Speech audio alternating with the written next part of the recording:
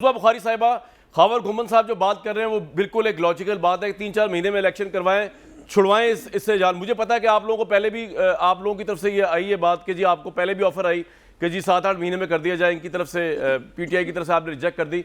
लेकिन आज जो है लग ये रहा है आपकी बॉडी लैंग्वेज से कि आपको लग रहा है कि लोग निकले नहीं है या आपने उनको खौफजदा कर दिया इसलिए नहीं निकले, वॉट एवर रीजन वो नहीं निकले, तो आप ज़्यादा कॉन्फिडेंट हो गए। तो अब आपका प्लान क्या है? क्या फौरन इलेक्शन करवा सकते हैं 3-4 महीने में या नहीं, या अब आप कुछ और पॉलिसी लेके बैठे हुए 1.5 साल की?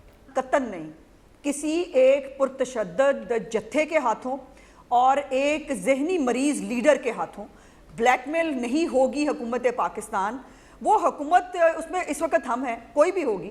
मुझे ये बताइए, टीएलपी जो है वो भी तो अपनी जो है वो लेके निकली थी ना अपने मुतालबात, और वो तो इतने भी पुरतशद्दद नहीं थे जितने ये हैं। मुझे बड़ी हैरत है, खावर घुमन साहब ने बाकी सब कुछ देख लिया, लेकिन उन्होंने ये नहीं देखा कि यास्मीन राशिद साहिबा के नीचे इलेक्शन लड़ता है जुबैर नियाजी, उसके घर से इतनी बड़ी खेप असले की मिली।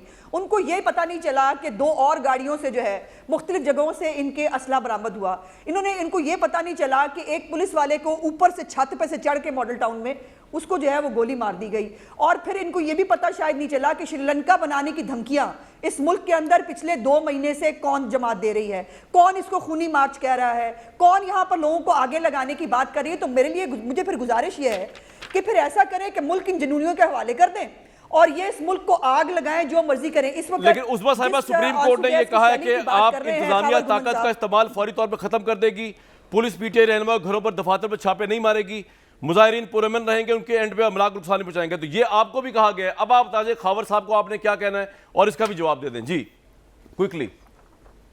देखिए, हम बिल्कुल वही कर रहे हैं जो हमें सुप्रीम कोर्ट ने कहा, लेकिन सवाल ये पैदा होता है कि क्या वो ये कर रहे हैं जो वो कह के आए थे? हमने तो इस वक्त जो आंसू गैस की बात कर रहे हैं, जाहिर है जब वहां पर आगे लगाई जाएंगी, जब वहां पर इमलाक को जलाया जाएगा, जब पुलिस वैन्स जो है वो जलाई जाएंगी, जब रक्षे जलाए जाएंगे, जब जो है वो लोगों के साथ, मीडिया के लोगों के साथ मार कुटाई होगी, तो क्या करे रियासत शक्ल देखे। क्योंकि इमरान खान साहब जो हैं वो कुछ लोगों के लिए कोई पता नहीं क्या चीज है कि उसके लिए ना आईन अहमियत रखता है, ना सुप्रीम कोर्ट का फैसला अहमियत रखता है, ना कानून अहमियत रखता है।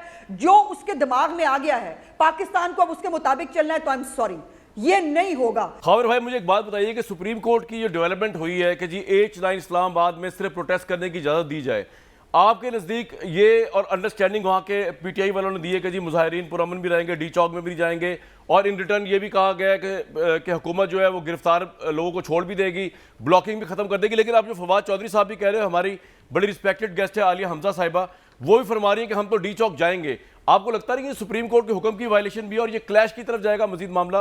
खावर भाई, कामरान भाई, बहुत अच्छा होता कि हमने देखा 3.5-4 साल जो गुजरे हैं, सब ने अपने लॉन्ग मार्चेस किए, बड़े पीसफुल तरीके से हुए। आज ये भी लोग भी कर लेते, थोड़े लोग होते, ज़्यादा लोग होते, आराम से एक इवेंट होके गुजर जाता। अगर खान साहब कुछ रेड लाइन क्रॉस करते, आगे जाते, कुछ डी चौक क्रॉस करते, पार्लियामान के ऊपर हमला करते या वहाँ पे पीटीवी के ऊपर हमला करते, तो वहाँ पे डिफेंसेस लगाए जा सकते थे और फेंटा लगाया जा सकता था।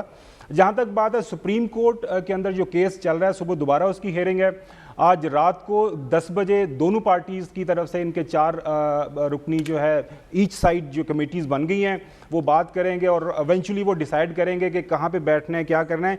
क्योंकि इनिशियली जो एक दी गई है understanding from the government side कि जी यहाँ पे बैठ जाएं, अपोजिशन जो मौजूदा है खान साहब वाली, वो भी ये कह रहे हैं कि जी पहले तो डॉक्टर बाबर अवान साहब की तरफ से ये बताया गया कि जो है H8 वाली जो जगह है यहाँ पे उनको बैठने की इजाज़त दी जाए, लेकिन फाइनल जो होना है वो चीफ कमिश्नर के साथ आज रात को 10 बजे सुप्रीम कोर्ट के ऑर्डर्स के तहत। लेकिन खावर भाई, एक बात बताएं, जिस तरह इमरान खान के बाद जो है जी बोलें आप बोलें प्लीज, जी बोलें जी, फरमाएं। तो वो 10 बजे इनकी मीटिंग होनी है चीफ कमिश्नर के ऑफिस के अंदर। मेरा आपसे एक और सवाल है, कुछ तय हो जाएगा, वजह फरमा रहे हैं 10 बजे मीटिंग होनी है, लेकिन जिस तरह इमरान साहब जो है वो ऑल इन ऑल है, उनकी पार्टी कुछ भी कह रही है, वो कोई भी फैसला कर सकते हैं। तो आपको लगता है कि ये जिस तरह डी चौक में कहा जा रहा है कि वहां है, और इमरान साहब खुद भी कह रहे हैं मैंने डी चौक ही जाना है, तो ये डी चौक ही जाएंगे? आपको क्या लगता है? और आपके नजदीक पेशावर से कितना बड़ा काफिला इस वक्त जो है वो इमरान साहब के साथ, बल्कि अब तो अटक आई थिंक क्रॉस कर गया है, पहुंच रहा है, आपके पास ज्यादा इतला होगी, आप तो वहां पे हैं।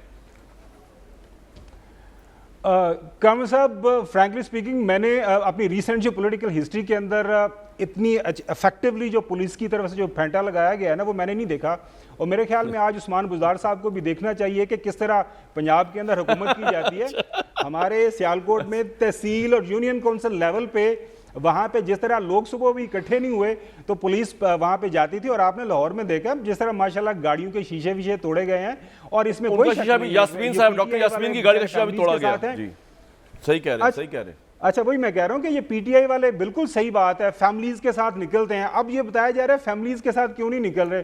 खुदारा यहाँ पे आके हरैस, देखें तो सही, इस वक्त हमारा खबर आपको ऑफिस लगता है कि 0 इन्होंने पॉइंट पर हरैस है। पैदा कर दिया गवर्नमेंट ने, राणा सनाउल्लाह साहब ने? ऐसा ही है, इतनी मैसिव शेलिंग 0 पॉइंट पे इतनी मैसिव शेलिंग हो रही है कि यहाँ पे भी आपको जो है आंसू गैस की जो स्मेल है, यू कैन फील दैट, वो हो रहा है। मेरे ख्याल में इसमें कोई शक नहीं कि राणा सनाउल्लाह साहब ने बड़ा इफेक्टिवली अपनी फोर्स इस्तेमाल की है।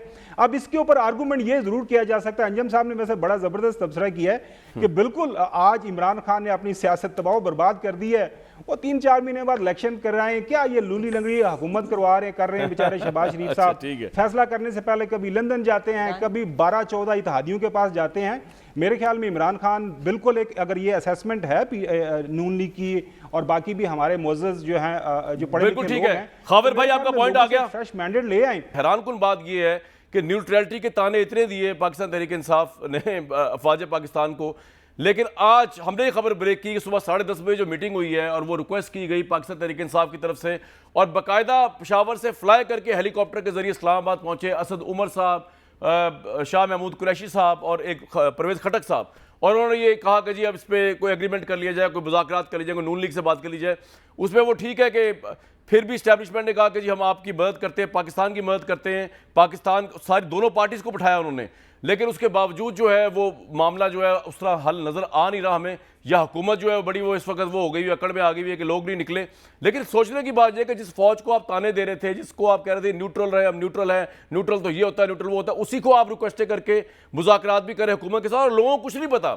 ना कमाल बात यह है अंजुम साहब कि ना हुकूमत ने बताया अवाम को, यानी कि कैसे लोग गई हैं, और ना ये बताया अपोजिशन ने कि हम कर रहे हैं ये तो मैंने खबर ब्रेक की, वरना ये तो आपस में लगे हुए थे करने, जो भी डीले कर रहे थे पीछे से।